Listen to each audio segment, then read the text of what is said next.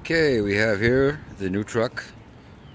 It's a 1999 Ford Ranger, stepside with regular cab, um,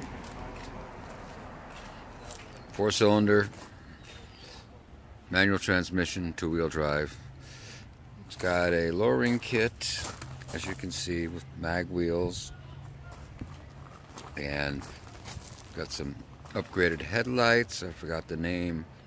There's a grill there, special custom grill,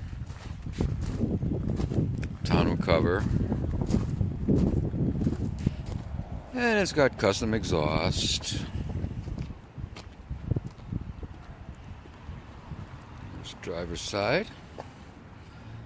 That's it. Sitting in my driveway.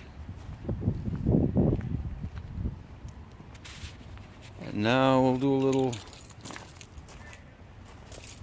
view of the inside.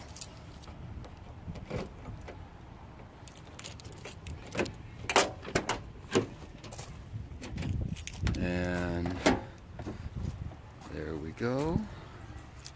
So a little door panel.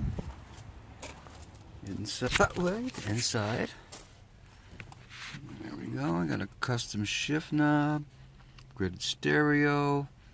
There's a switch. Blue switch is the accent lights on the front.